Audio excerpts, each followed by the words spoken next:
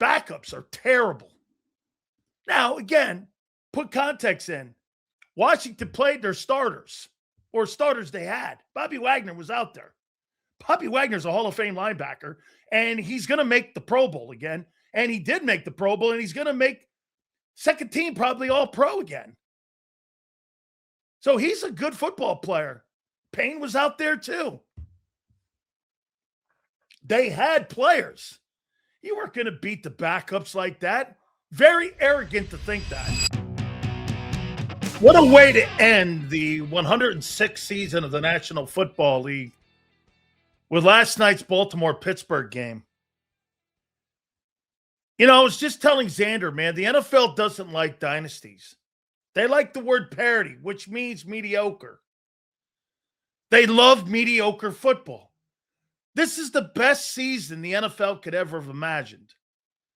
Every team having a dent in the fender, as I like to say. Nobody wants a superstar team in Park Avenue, guys. They just don't. And that game last night, I mean, was a prime example of what they want in a football game. Teams that are flawed, because what does it do? It keeps more interest to the sport.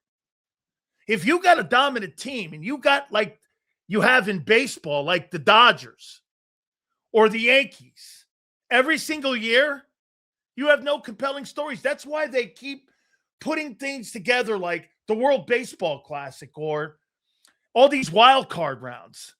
National Football League does it with parity. They love it like this. They love compelling stories. And there was coming out of the weekend. That's for damn sure. By the way, appreciate all of you coming aboard. All super chats go to the top. Please hit that like button.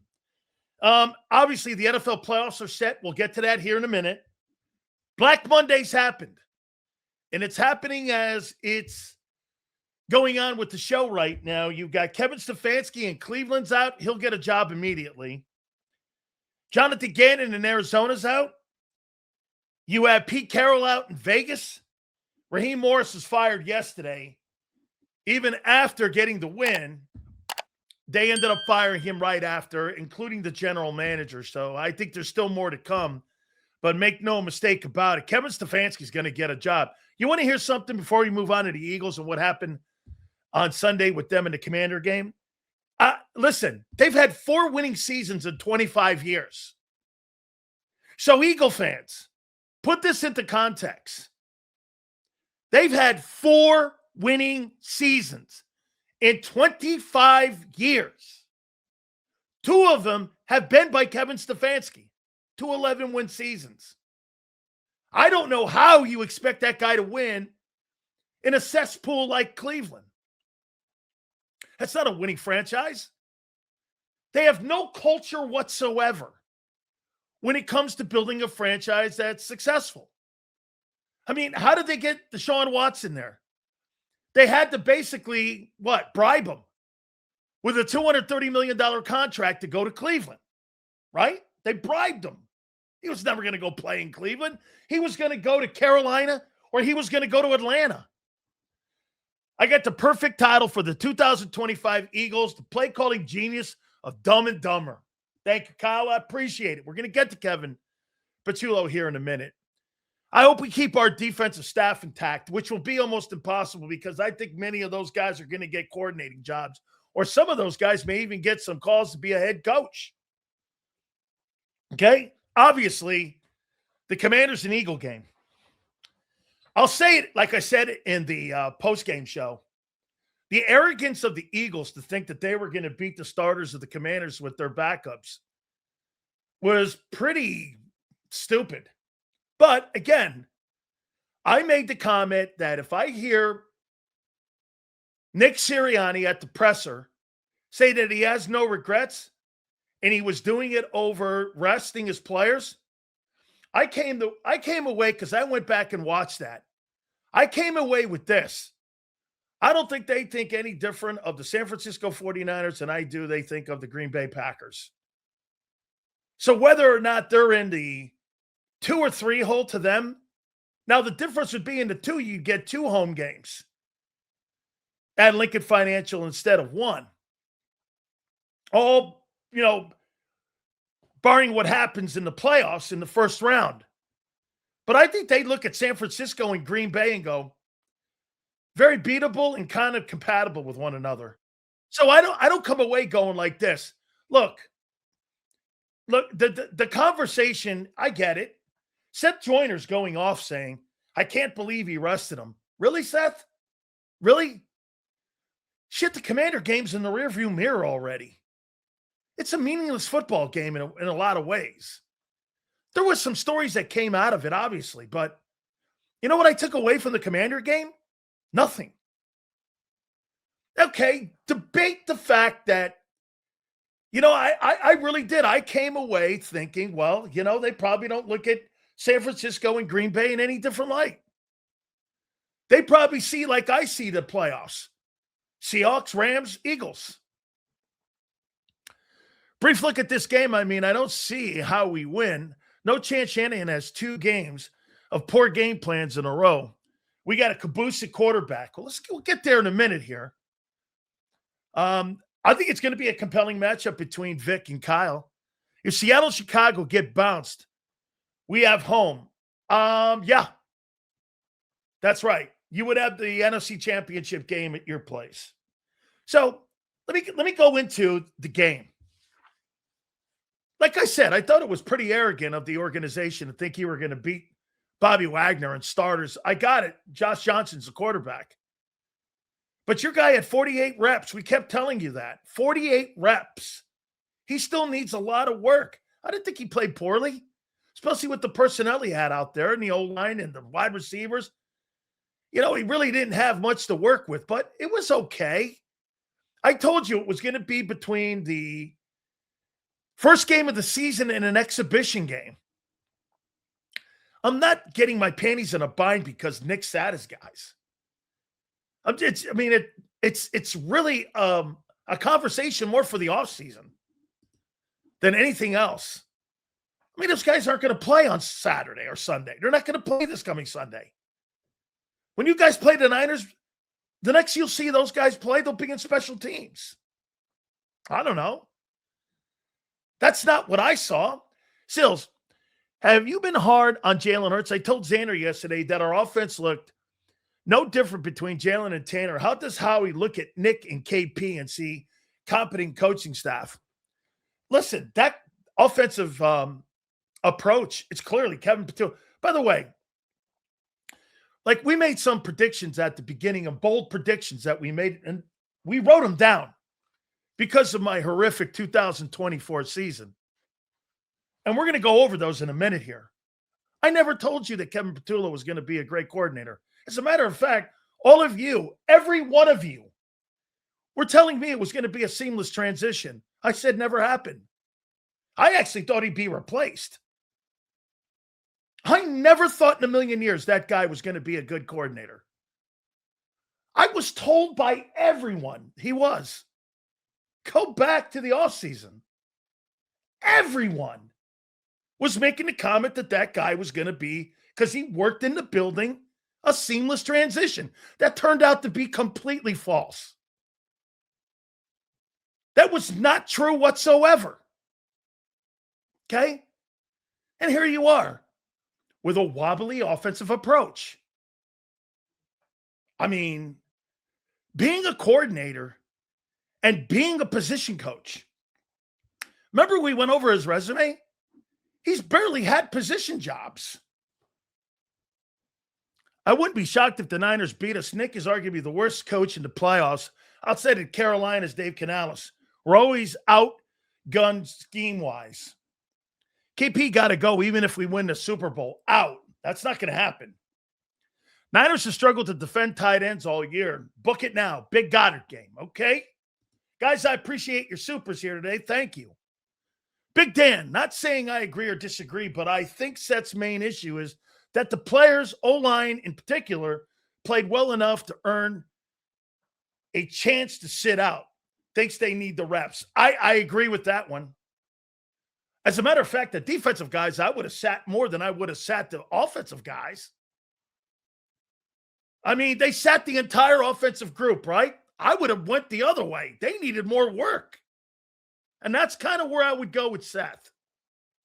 Yeah, I mean, look, here's my big takeaway from the Commander game. Howie's got a lot of work in the offseason. His depth sucks. His D-line depth, which I said all year, is weak. And it is. I mean, Ty Robinson was out of gas playing, 40 reps? Dude, I get it. You haven't played a lot. Probably haven't earned it in practice. Their corner depth is atrocious. So that's what I got, but that's an off-season conversation. Those guys aren't going to play as a group on Sunday against the 49ers. So again, I mean, not to get your panties in a bind on January 5th, but dude, your backups are terrible. Now, again, put context in. Washington played their starters, or starters they had. Bobby Wagner was out there. Bobby Wagner's a Hall of Fame linebacker, and he's going to make the Pro Bowl again. And he did make the Pro Bowl, and he's going to make second team probably All-Pro again. So he's a good football player. Payne was out there too. They had players. You weren't going to beat the backups like that. Very arrogant to think that. But that's a staple. That's a staple of the organization. $200 million offense. By the way, God, this is embarrassing. I wouldn't take that like that with that embarrassing. I really wouldn't. You played your backups. You made the cognizant effort of going out there and doing this. You thought it was more important to get Devontae Smith his 1K than it was to win the game. That's what happened. And for Nick to get in front of people and say this, I was concerned about the health of the team, and then you played Devontae to get him his $1,000, you contradict yourself, dude. So don't believe anything they're saying when they said it was about the health. So one of your star offensive football players, you wanted to get the 1K, then you get in front of the media and you say, well, we rested our guys because it was about health. You're talking out of both sides of your mouth. And for the record, I'm glad he got his 1K. As a player, hey, listen, media people don't give a shit about accomplishments. You know why? Because most media people have never had accomplishments. When you got a legacy and you're building a legacy, you care about 1K. When you don't have a legacy, people who don't have legacies don't care about other people and what they're trying to accomplish. That's why most people, our media people, have never accomplished much. So when they say that shit, you're like, well, yeah, I get it. I know why. Why you're over there, we're over there. I'm glad Devontae got his 1K. I was thrilled that he got it. But then don't get in front of the mic and say, well, it was about health. It wasn't really about health. Ringo's athletic but dumber than a stump. He's just not a very good corner. Oh, and by the way, again, there's going to be, spiking of the ball. I told you that guy sucked. We better hope Keely Ringo doesn't have to play meaningful snaps in the upcoming weeks. Silz, how are we feeling about Ben Johnson and what he said? It's real refreshing to hear a head coach who doesn't cheat the game. This organization is disappointing as a fan. How can it be disappointing, dude? Going to your fifth straight playoff. You got a shot at another Super Bowl. I wouldn't. You're taking more out of this meaningless game. You got the San Francisco 49ers coming up. Huss, if the starters played, I'd be in a different mode and in a different mood. They didn't care. Why should I? Why should you? They didn't care about that game. Why should you care? They weren't trying to win that game. If they were, they would have played their guys for a half. And here's something else. So, if you were going to go down that lane and wanted to get the 2 seed, this is what our coach and my coach, Jimmy Johnson, always told us. I don't care what the Lions do. I don't care what the Bears do. We're going to take care of our own business. and our own business is to win ball games. He would have went out and won that game. And if the chips fell where they were the 3 seed or the chips fell, they were the 2 seed, so be it. But Jimmy would have took care of his own business. So that if something happens, tip pass, missed field goal, whatever, you would have been in the position to be in the 2 seed. What you did was you took yourself out of that position and you surrendered it. Okay, that's a philosophical decision that was made not only by the head coach, but by the front office. And as a fan, you got to be cool with that. Nothing you can do about it. That's how they approach playing, and that's how they approach preparing for the season and also preparing for the postseason. You've got to understand. That's why in the post game, I was waiting to hear what Nick said. I wanted to hear what he said. I came away again. They look at it like 49ers and Packers, to them, beatable and really a non-threat to them. I think that's arrogant too. I trust the Eagles on the road more than home. Why would you do that? They've never won a playoff game in the Sirianni era. Why would you feel good being on the road? Hey, Silz, we are champs. Isn't you who said we couldn't care who we play against as long as we take care of our own business and go out and repeat? Yeah. Bro, I would have played my guys for a half, got a lead, and coasted. You could have coasted home with Josh Johnson. You could have coasted a home with that. Okay? Yeah, you are the champs. We shouldn't care who you play. And I think that's what Nick did. That's what he did. He doesn't care if it's San Francisco or Green Bay. Okay. I don't mind that attitude. And if you're looking at health, obviously this was more about Lane. Now, to be candid, I mean, the offensive line is not going to get healthier in 7 days. It's a Band-Aid. So again, it was more about someone getting hurt in the Commander game than health and resting. Resting does very little at this time of the year because the games are on you like that. It was more about someone getting injured like AJ did a couple years back, getting ready to go into the playoffs. That's what it was more about. They didn't want anybody to get injured. So again, I mean, look, it's a Commander game. You played your backups. People over on the radio stations are like, atrocious, this, bad decision. I'm like, who fucking cares? Green Bay or San Francisco, I don't really see much difference in those teams either. You got a wobbly quarterback. You don't know who's going to show up.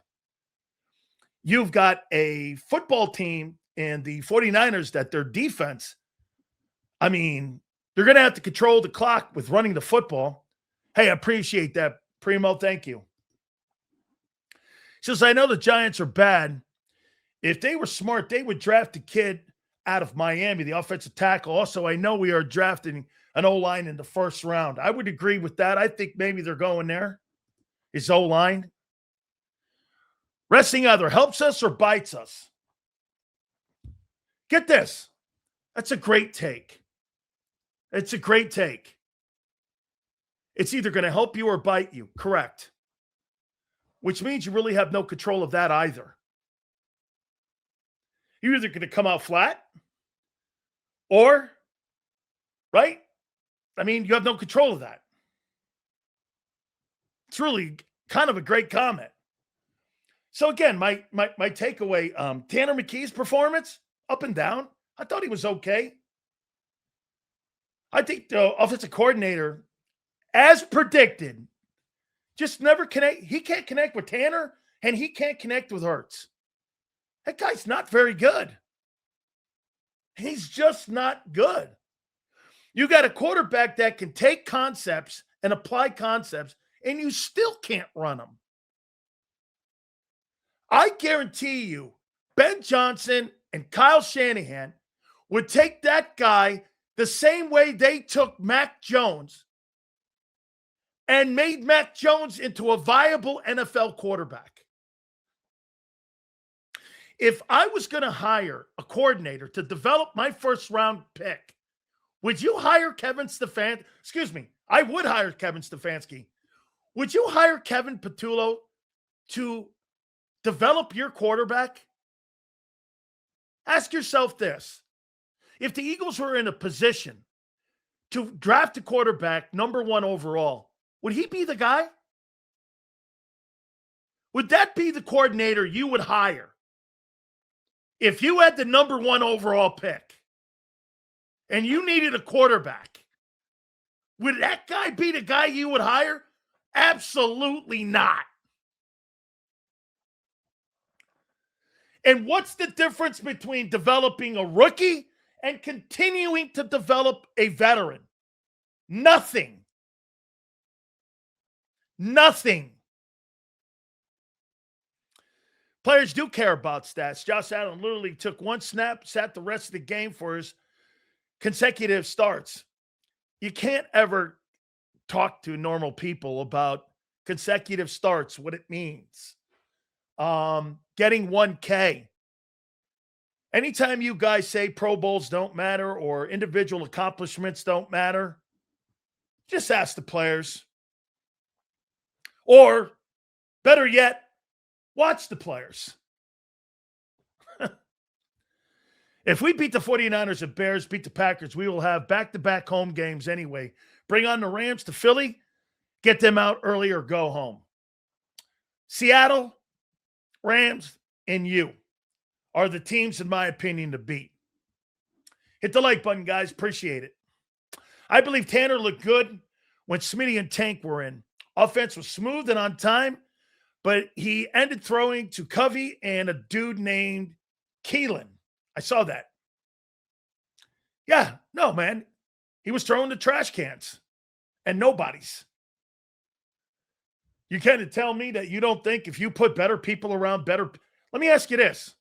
Hey, Pump, do you think the defense of the Philadelphia Eagles benefited by putting Jalen Phillips in that defensive line? Yes or no?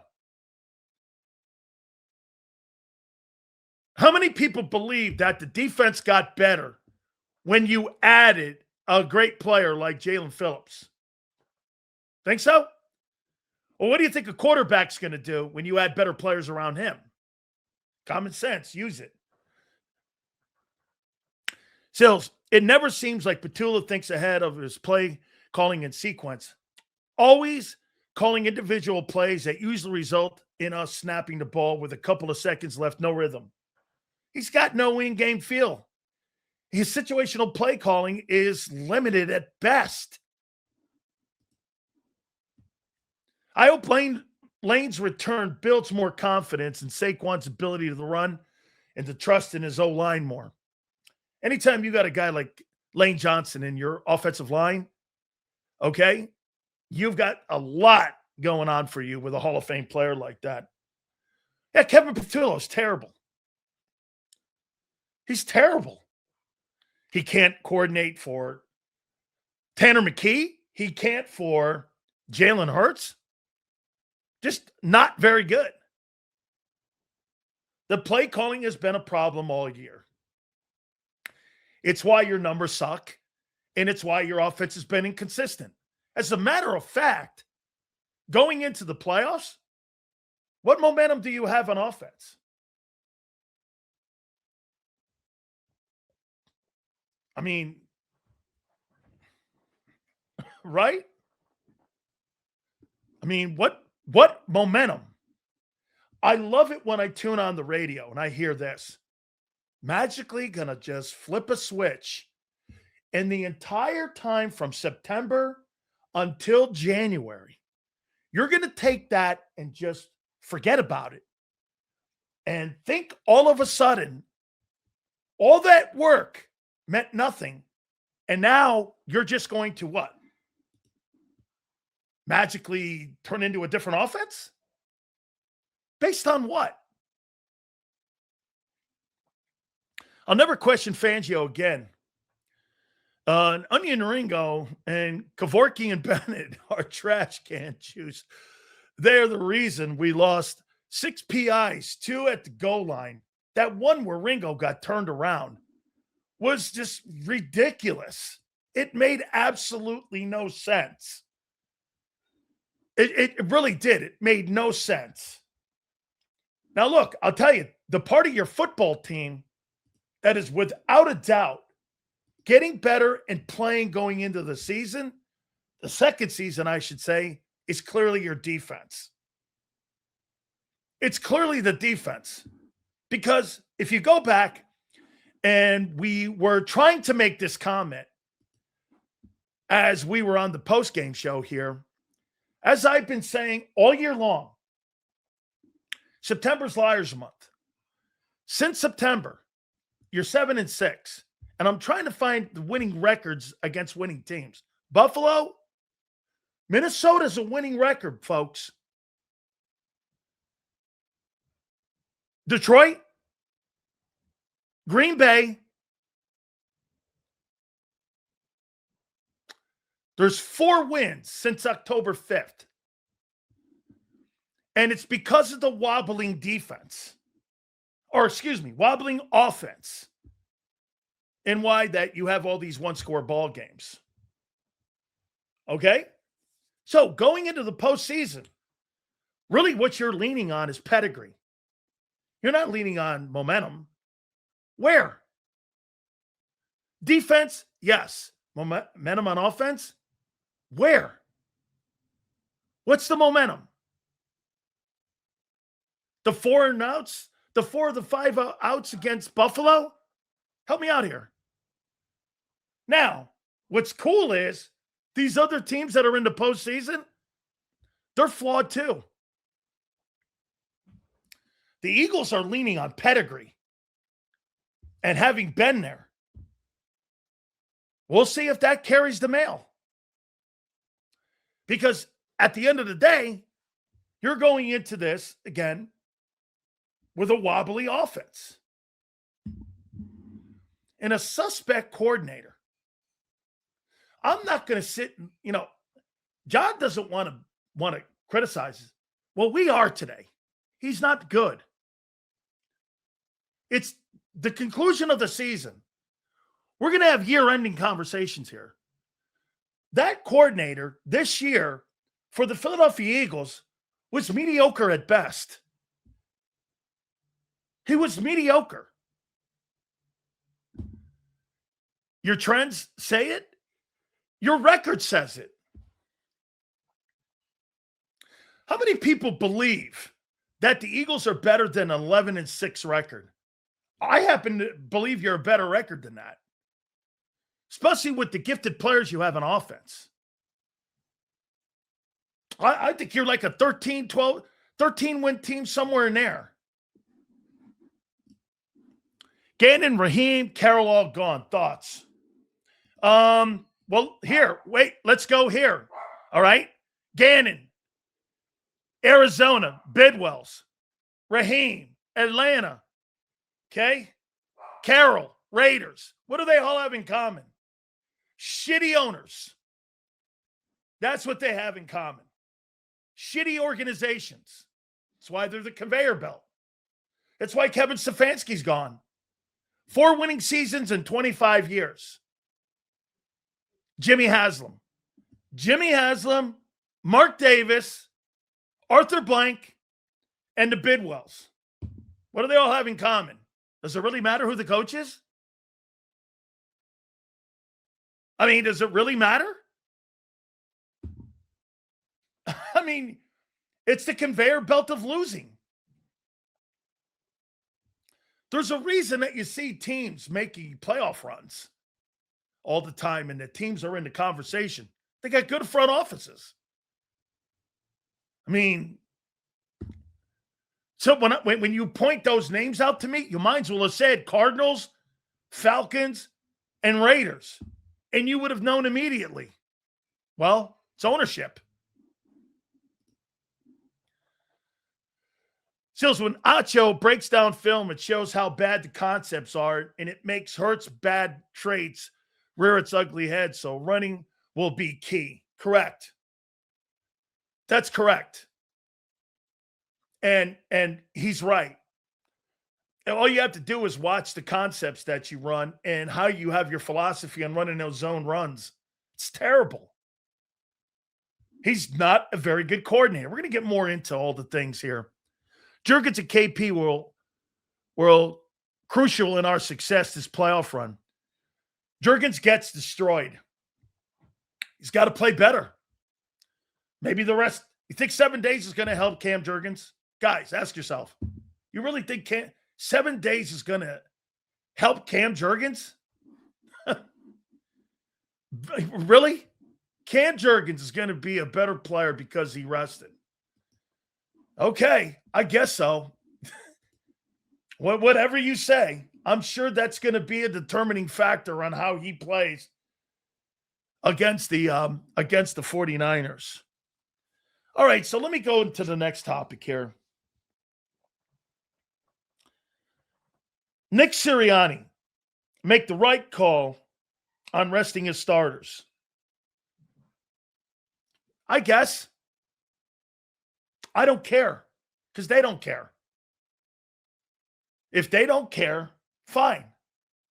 And I kind of agree in a way because outside of the 2 home playoff games, that's the only thing that would be a problem if everything holds court, that you got to go on the road in the divisional round. If everything holds court, you got to go in the divisional round. And the Eagles have never won in the Sirianni era in the road game in the playoffs. We pointed that out earlier in the year. They've never won on the road. Hurts has never won a playoff game on the road outside of the Super Bowl. If you want to call it that, because, again, that's a neutral site kind of thing. A quick Happy New Year and a good luck to your Canes. Thursday's big. I got you. When I heard Nick talking, I said this.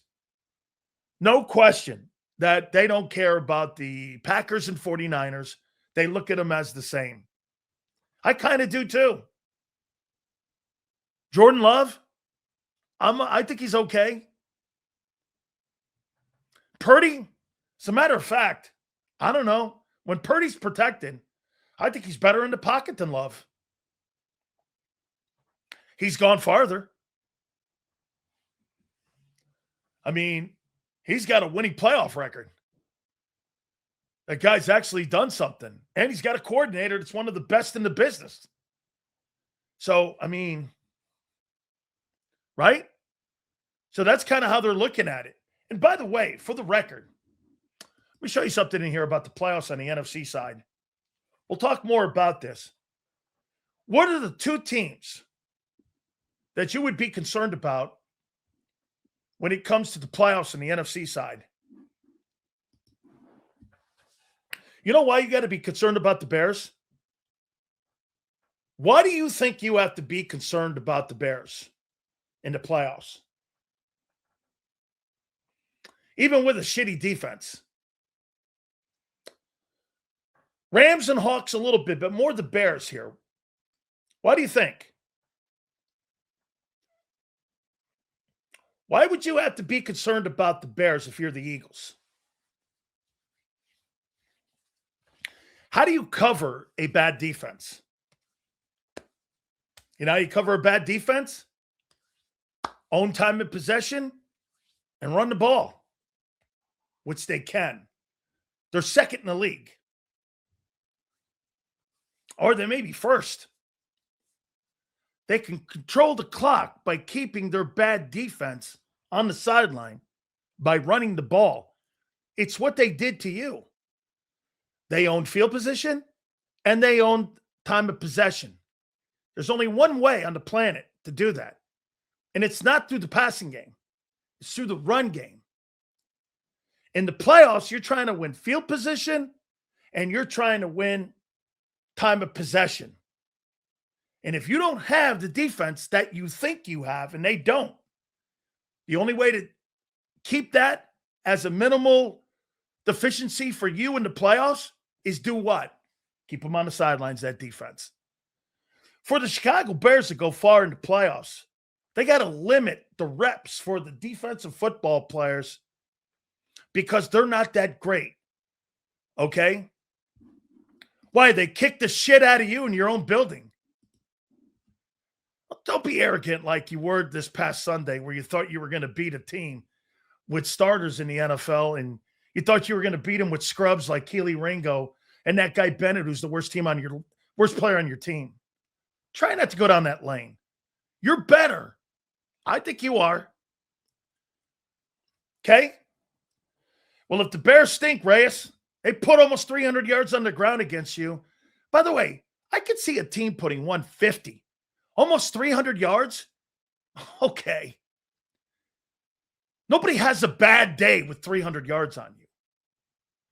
Either you didn't show up, you didn't want to tackle, or something. It's one thing to have 125 yards put on you. 300? 281? Good luck to you, man. Good luck to you with that kind of thinking. I mean, here, over on the AFC side, who runs the ball the best? Look, I'm going to tell you, man, Bills and Texans, I got a feeling one of those two teams are going to come out of the AFC. Why? Because they can run the ball. Teams that can run the ball in the playoffs are going to win, and they're going to win a lot.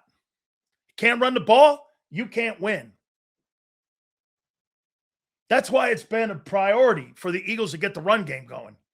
Not so much the pass game going. It's been about getting the run game going. So, going into the Niners are going to have to keep time of possession and field position on their side. The Bears are like the Chiefs were a few years back. Bad defense and a quarterback that can run improv to save the offense. He can, yeah, he does. I think he's better when he's down in the game. And he's like behind. Silz, how you feel about Shedeur Sanders ending with one of the worst quarterback ratings in NFL history? I'll say it one more time.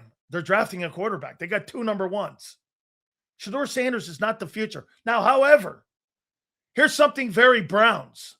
Corporate be pumped. Could you see Jimmy Haslam hiring Deion Sanders as the head football coach to coach his kid? Could you see them hiring Deion? I'll bet they interviewed Deion Sanders for that head coaching job. Okay? I'll bet you anything. They interview. Remember, he picked the phone up and called Jimmy Haslam so that they could draft him. As a matter of fact, I was talking about this in the postgame. I thought Drew Kendall was a upgrade. I thought he was an upgrade at center. One game, I wouldn't, put a lot of a test in that, but yeah. Absolutely. I thought Drew Kendall played pretty well. I was all right with this play. Right? Eagles in the playoffs just to get bounced. I really don't know what to expect in the playoffs this year. Would I be shocked? No, I won't be shocked by anybody this year. Listen, you're going to get a different temperature by the shows you listen to in Philly. Me, I wouldn't be shocked if anybody wins this coming weekend. Matchups and coordinators and plays in the playoffs, there's no dominant team. So I'm not going to be shocked. I think it favors home teams. Teams going on the road to have to play, I think, I would favor the home team still. So you think a healthier O-line can carry this team? I think they miss Becton in the run game. It's not just Becton, my friend. And as we said all year about Tyler Steen is He's technically sound, but he's not like an earth mover guy. He's not like a point of attack guy. He does a lot of good things, but he can be beat. Like, he's not a dominating old lineman. He's just a dude. He's kind of good. He's good. He's not great, though. Then you combine that with no lane. You put Fred on the other side of him. And then you put Cam, who's been struggling all year. And Landon Dickerson, who's been banged up all year. Really started in the offseason with those 2 surgeries. I mean, the middle of your offensive line, really, from all the way from your left guard all the way to your right tackle this year, has been mediocre at best. I believe we win the game yesterday if we didn't sit Tank for the fourth quarter. Brother, that kid is so explosive and dynamic, runs like the rookie Pacheco. I actually thought he ran really well. I thought he had a really good game. I was impressed with him. As a matter of fact, I thought he did really well in pass protection, something Saquon Barkley struggled at this year. Do I think the Eagles win versus San Francisco? Yes. Would I be surprised if they lose? No. With no real dominant teams, anything is possible. Correct. That's where I'm at with you, my friend. Yeah, here. So I thought Jordan Davis, playing from the first game to the last game, kudos to him. He's had a renaissance season for him. You know, I'm critical of him a lot, but you got to be fair to him too. He's played the best defensive line of any Philadelphia Eagle this year. He is the most improved, and he's the MVP of the D-line. He's been your best defensive lineman from the beginning of the season against the Dallas Cowboys on September 4th, all the way until January 4th, he's been your best defensive lineman. He's put a lot of tackles up. He's got pressures. He's been in the backfield a lot. He's starting to earn time on third down. Yes. I think he's improved a lot. And there's no doubt about it. He's improved a lot. I thought he was really good in that game. I thought Moro Joma and those guys played more than they probably wanted them to play. I thought the offensive line was okay with the backup guys. The receivers, again, I thought they had some drops. Tanner was throwing the ball away. Again, it was just a spotty offense because the majority of those guys are scout team guys. Those are scout team dudes. Ty Robinson needs a lot of work. Remember what I told you in the preseason? When he would get in front of the microphone and he'd say, these are brand new things to me. What did I tell you? He wasn't well coached at Nebraska.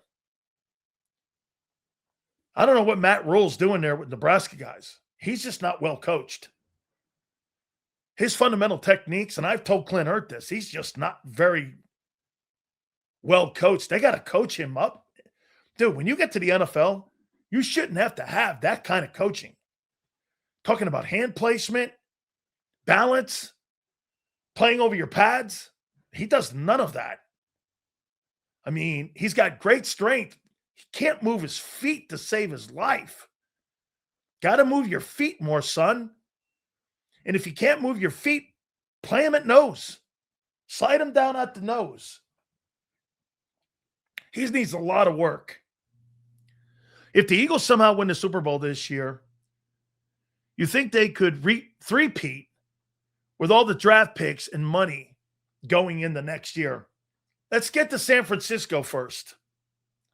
I told you in the next 5 years you'd win, or 4 years, I said you'd win another Super Bowl. And I do believe that.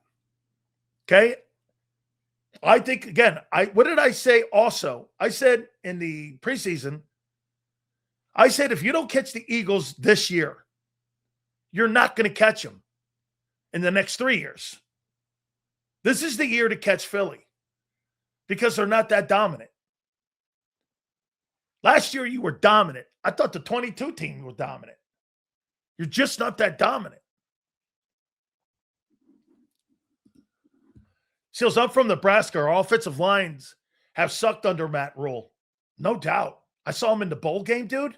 They were getting their asses handed to them. I mean, when I grew up, Nebraska never got their asses handed to them on both sides of the ball. Nebraska's O-line and D-lines are just not great anymore. That was a staple in that program's history, was the great O-lineman. You ain't got them there. As a matter of fact, I know Cam came out of there. Name me an offensive lineman out of Nebraska in the last,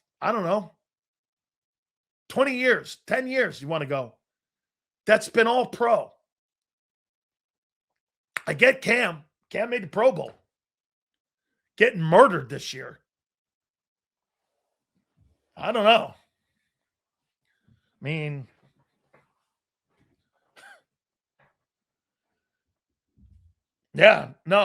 Nebraska's lost a lot when it comes to the big power offensive lineman and D lineman.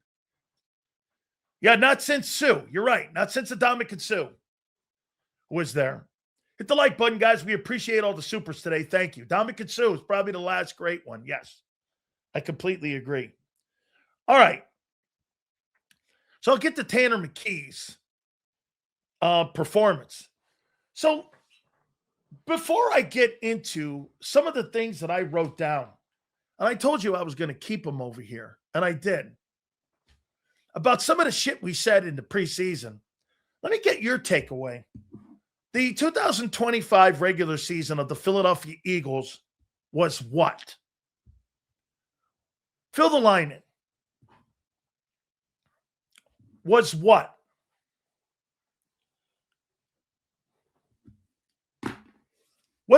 How would you look at the 2025 season for the Eagles? Well, wait a minute. Before you say disappointing, hold on here. You haven't begun the playoffs yet. Oh, okay. Regular season we're talking. So the regular season was disappointing. Okay. Shaky. Weird. Mediocre.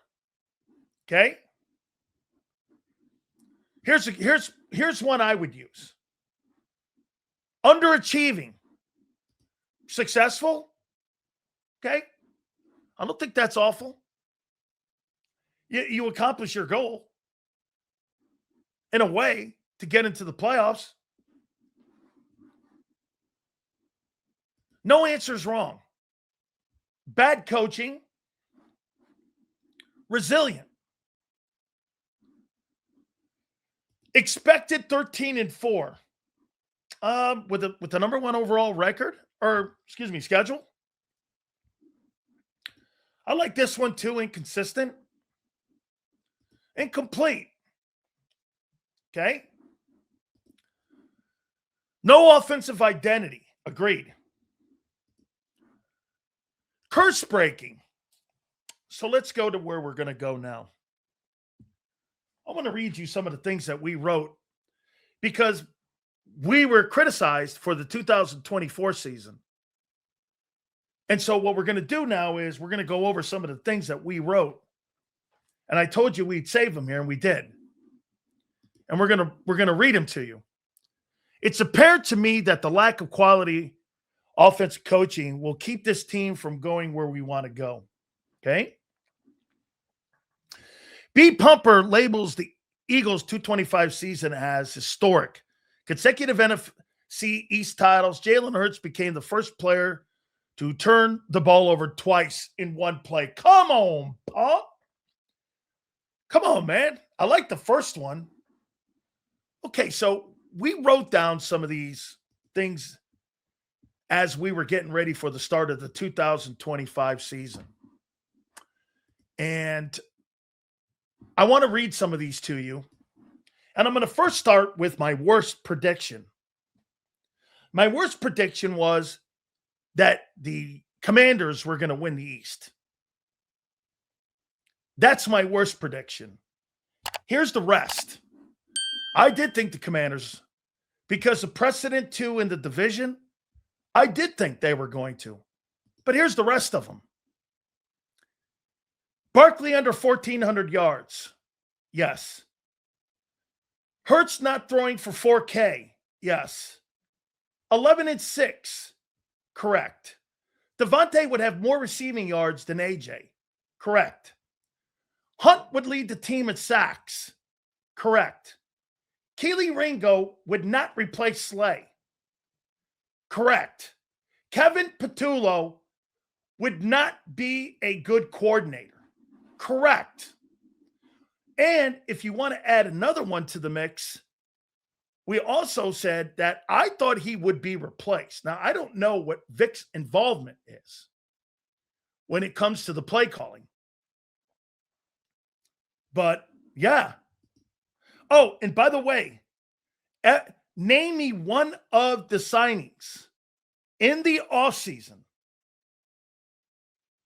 prior to the start of the season that when we said they took a blowtorch to the defense, name me one player that had an impact on defense this year prior to the start of September 4th. Was there one?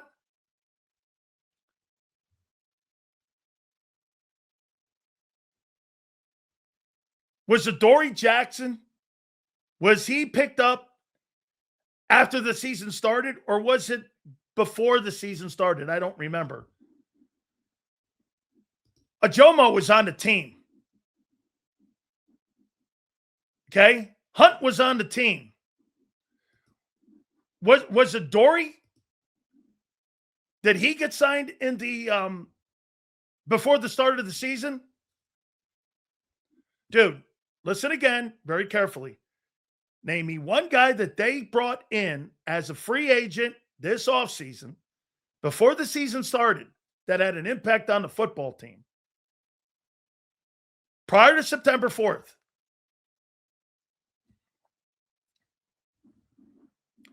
He was? Okay, so a Dory Jackson.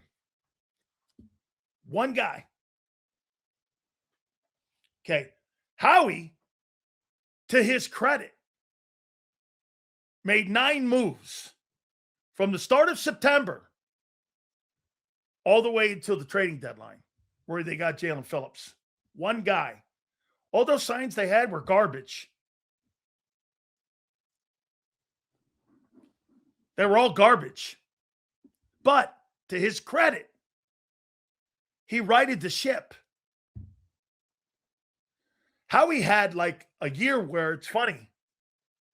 The offseason was not very good. The end season, he was better. Those guys were nowhere.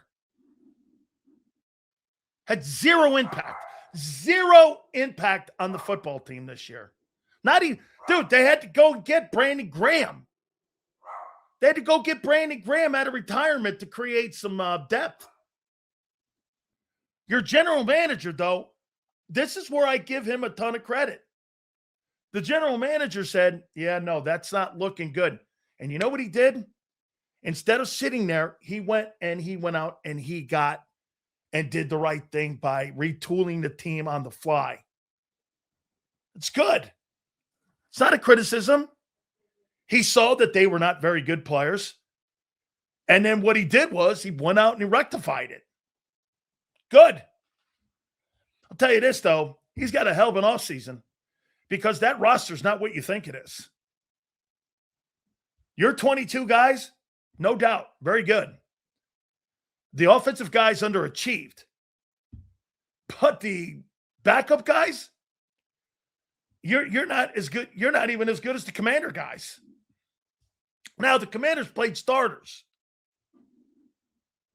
So you got to put that in context, too. You played some starters, too. You played a Jomo, and you played Jordan Davis. I thought Trotter was good. Yeah, you know what? I'll say this to you. I mean, bro, your cornerback depth is brutal. Number 68 pick, I saw that. The Reddick pick's official now. You get that. And for the record, Reddick was a non-factor for the Bucs. I would take that out of the game. Yes. That you're not deep. You don't have the orange. Well, you do at linebacker. You're deep. Here, Here are the groupings that I think you're deep at. You're not deep at wideout. That's for damn sure. You're not very deep at tight end. You're deep at running back. I like Tank. Your offensive line is not deep. Your defensive tackles are not deep. Your linebackers are very deep. I don't think your safeties are all that bad, especially when you get Makuba back. Bro, you can't lose corners. Let me tell you what they're going to do. If anybody goes out in any of these playoff games and they see Bennett or they see Ringo, that's a scarlet letter, dog. Some of these quarterbacks are going to go right at them guys. They're not, Keely Ringo, how could you be in the final week of the season and get turned around like that and no technique? Who are we losing in free agency? We'll do that. We'll do that in a bit. I promise. Thank you for the super. I don't think you're in trouble. Not one of those players really that you saw that were getting killed on Sunday are going to be a factor on this coming Sunday. So I wouldn't really sweat it. Not right now on January 5th going into the weekend and Wildcard weekend. I wouldn't. That Commander game is really kind of a non-factor. As soon as the whistle blew, you could have moved on from there. Showing the players the tape is kind of counterproductive. Like, would I show the guys heading into the 49er week the Commander tape? I wouldn't. I doubt they probably showed them position-wise, but as a unit, they probably didn't watch that game. Why? Nobody played. Different concepts. Quarterback is different. Style of play is different. Why would I show that film? Has no bearing on San Francisco this weekend. It literally has no bearing. Let me give you some kudos here about a guy. Jalix Hunt. I'll tell you this. This guy's got some Trent Cole. He's got some Trent Cole tendencies about him. This guy can defend the pass. He's around the ball. His hand placement in playing the run. He's a pretty good ball player, man. He's getting better. He's getting better and better and better. I'll tell you this. When that guy, Van Kinkel's the guy that I compared him to in the post game. He's like that. He's not exceptional at anything. He's really good at everything. That makes sense to you. He can drop. That is the quintessential Vic Fangio edge guy. And for your edges the next couple years, I would make this point to you. Do I think the Philadelphia Eagles need to draft an edge rusher in the upcoming draft? I guess if you don't think Nolan Smith can be a rotation guy. But those two dudes, next 3 years, I'm pretty good going into ball games with them two dudes. And here's the beauty. They're not going to cost me $41 million. I got a guy still on a third-round contract. And I think probably Jalen Phillips is probably going to command between 25 and 30. That's not 41. So you get that? I'd rather have those two dudes than having one guy on my team. That traditionally edge rushers with just one guy don't get you to the Super Bowl. Do you know how many playoff games that TJ Watt has won in Pittsburgh? Not many. One and done. Who gets Clint? Clint is gone, by the way. Hey, don't be shocked if Bobby King, the linebacker coach. Dude, your linebackers have had a renaissance since he showed up. It was the worst group of your football team. Prior to Bobby King showing up, Bobby King, your linebacker coach, has turned on and turned out some great football players. He has made an impact big time on that group. And I'll make this to you too. I think the Eagles have the best defensive coordinating staff and the best defensive coaches in the entire league. There is a great coaching staff. When I see coaches, Christian Parker, King, Clint, Vic, all these guys that are coaching your edges, your DTs, your linebackers, it's a great group of coaches, man. Okay? No way, Silz. You better be lying. We can't lose that coaching staff. Well, here's the deal, my friend. Here's how you lose guys. If you're under contract, you can't take a lateral job. But if you're being offered a coordinating gig, that's where you can leave. Remember, you have to elevate.